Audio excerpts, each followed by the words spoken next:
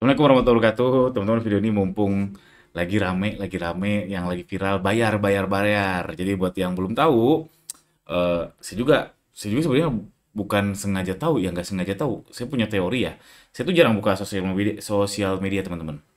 Paling sehari kalau lagi waras ya 10 menit. Tapi kadang kadang juga kalau ya lagi kalap aja mungkin ya. Kadang buka Instagram, YouTube Shorts itu sampai 30 menit, 1 jam. Tapi itu jarang banget lah. Paling seminggu sekali juga enggak. Yang jelas saya tidak terlalu engage, tidak terlalu sosial media banget lah. Kecuali YouTube ini. Kalau YouTube ini pun saya seringnya cuma upload aja. Nonton juga ya terkadang juga sih sebetulnya. Nah, lagi rame soal bayar bayar bayar. Jadi ada brand brand lagi. Band metal gitulah, metal atau punk ya? Punk kayaknya. Nyebutnya punk. Metal punk, tapi saya bingung. Punknya kayak ada elektronik elektronik gitu. Saya nggak ngerti lah zaman sekarang. Dulu saya ngikutin musik punk dulu dulu banget. Saya tahu Rancid, tahu apalagi ya, Dr. PM, apalagi Sahara, Sahara punk bukannya. Ya dulu lah, dulu banget lah. Tapi itu ya sudah. Jadi band punk ini namanya Sukatani. Nah, Sukatani namanya, saya sampai ngepoin tadi sekitar setengah jaman. Oh, keren juga ya. Keren juga. Jadi bikin lagu namanya Bayar-Bayar, soal bayar polisi katanya. Di, eh, ini nyentil kan ya. Ini nyentil dan jarang sekali viral yang menurut saya ini positif. Positif untuk nyentil pemerintah sih. Menyentil, bukan pemerintah, nyentil sistem yang ada. Dan kalau dari jalurnya musik, nyentil kayak gitu tuh jarang terjadi. Jalurnya musik ya, jarang terjadi. Yang kita tahu sama-sama ya jelas Iwan Fals ya. Iwan Fals ini legendaris sekali. Eh, video lagu yang dia sentil untuk pemerintahan tahun 70, 80 Orde Baru sampai sekarang masih ada yang dengar. Terus yang agak baru-baru Efek Rumah Kaca. Efek Rumah Kaca dulu saya ngikutin. Kalau teman-teman ya mungkin satu frekuensi dulu pernah nyindir soal apa sih,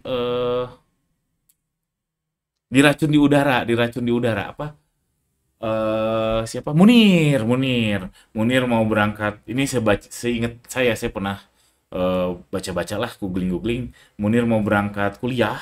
Dia dibeasiswain kuliah kalau nggak salah di Belanda tentang humaniora gitu. Ternyata pasti pesawat diracun, dibunuh ya. Padahal Munir adalah salah satu yang apa ya, eh penggiat kemanusiaan gitulah di kita lah, ya gitulah. Nah, sekarang detik ini ada namanya Sukatani bilang bayar bayar bayar untuk Pak Polisi.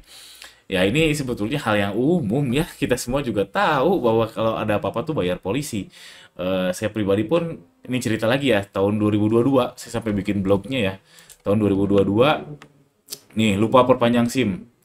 Ini waktu saya masih ngeblog, sekarang saya udah nggak pernah ngeblog. 2022 saya lupa perpanjang SIM.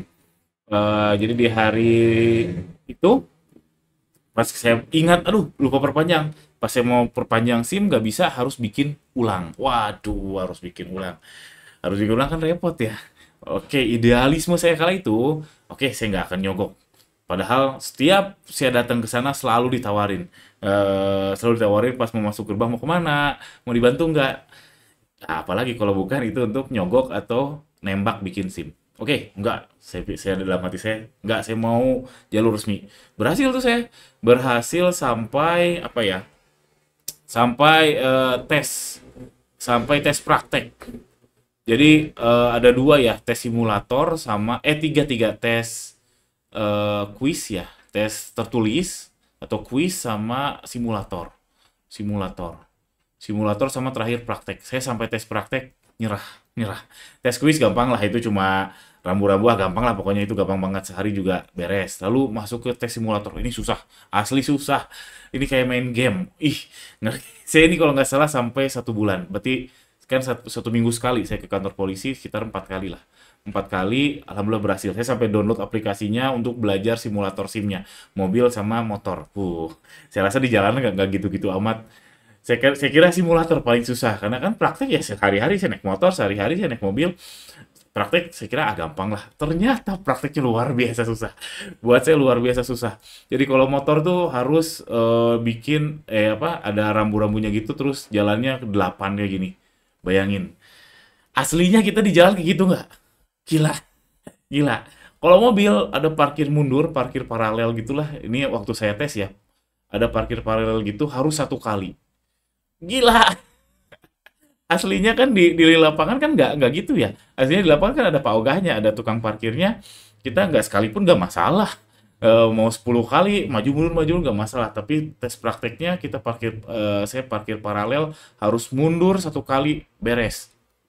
Saya sampai kalau nggak salah 6 sampai 7 minggu saya tes praktek SIM gagal, saya nyerah karena saya udah merasa udah nggak produktif, udah 4 bulan plus plus.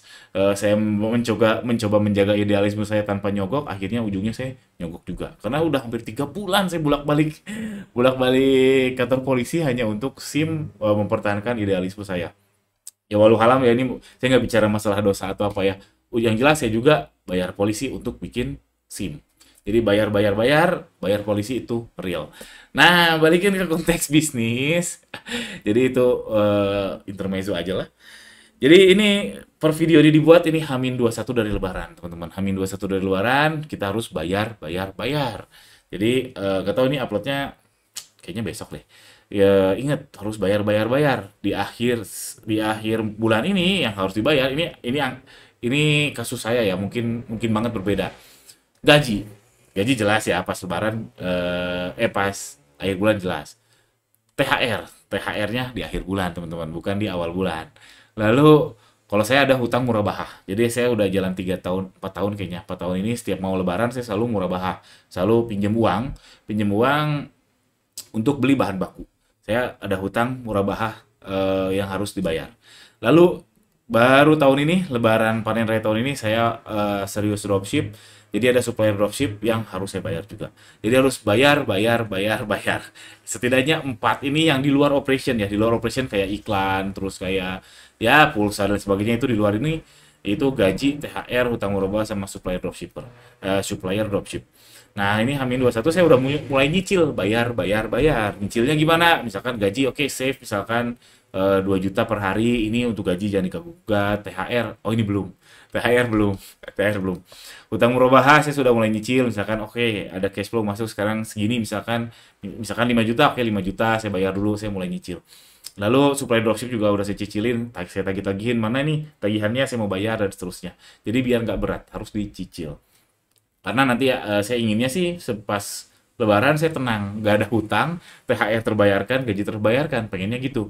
Walaupun dari tahun ke tahun sih biasanya THR yang mundur, THR diri sendiri. THR karyawan alhamdulillah saya belum pernah nunggak ya, tapi kalau THR diri sendiri nunggu uang cair dari TikTok sama Shopee. Jadi bayar, silakan teman-teman rencanakan cash flow-nya, apalagi untuk pedagang di marketplace. Itu aja video ini, agak loncat-loncat ya nggak apa-apa lah. Ya terserah saya aja lah mau uploadnya kayak gimana. Makasih banyak yang nonton sampai akhir, mudah-mudahan ada manfaatnya selama 8 menit ke belakang. Jangan lupa subscribe. Assalamualaikum warahmatullahi wabarakatuh.